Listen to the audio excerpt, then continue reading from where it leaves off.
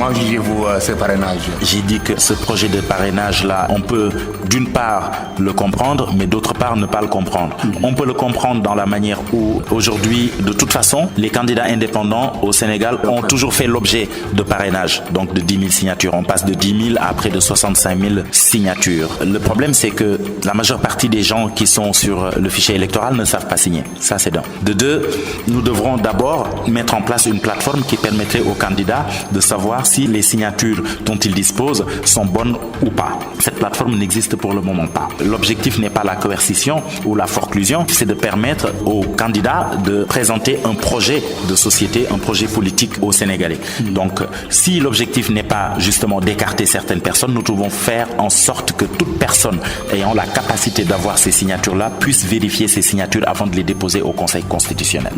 Donc, ce qui est important aujourd'hui, c'est pas de se battre contre le parrainage, c'est de se battre sur les conditions du parrainage. Et nous ne les connaissons pas encore, ces conditions-là. Quel type de signature? À quel moment? Où les trouver? Comment les trouver? Combien par commune ou par région? Ce sont ça les questions fondamentales. Parce que, à mon avis, il n'était même pas question de protester contre cette loi-là. Quand vous allez vers le vote d'une loi et que le président de la République, au sein de son parti, nomme déjà quelqu'un chargé des signatures. Donc, il savait déjà que cette loi allait passer. Mais c'est une leçon pour les Sénégalais. La majorité mécanique n'est pas bonne pour notre démocratie. Pourquoi? Dans la mesure où il n'y a plus de débat.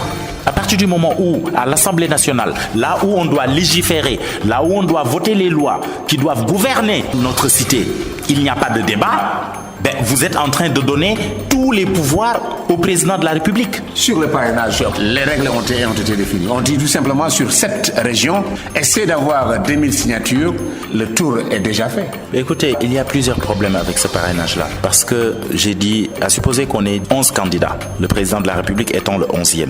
65 000 signatures, ça va faire pour les 10 candidats 650 000 signatures d'intention de vote. On dit souvent l'intention vaut l'action. Parce qu'un citoyen ne va pas parrainer un candidat pour qui il ne va pas voter alors qu'il peut parrainer le candidat pour qui il va voter. Donc nous avons 650 000 signatures, c'est-à-dire 10% du fichier électoral. Et 10% c'est de nature à influer sur l'issue du vote. Donc la loi sur le parrainage peut déjà donner un modèle de base sur les prochaines élections. Et c'est pour ça que je dis il faut que tous les candidats aient accès à une plateforme pour voir toutes les signatures. Qui a signé pour qui et à quel moment et où.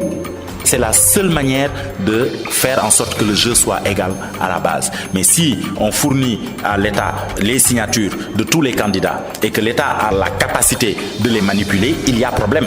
Et nous pouvons légitimement refuser le bénéfice du doute à ce gouvernement qui, par 2 fois, a organisé des élections ici dont on dit qu'elles se sont mal passées. Et c'est à ce niveau-là que je ne suis pas d'accord. Pas sur le principe, mais sur la mise en œuvre, encore une fois.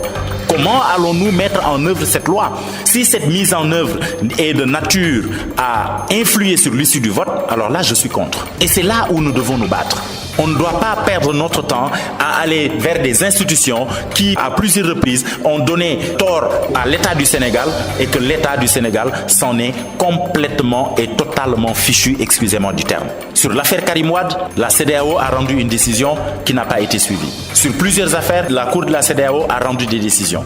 Et aujourd'hui, on va déposer des recours vers un Conseil constitutionnel qui, au moment où les Sénégalais l'attendaient le plus, s'est dérobé.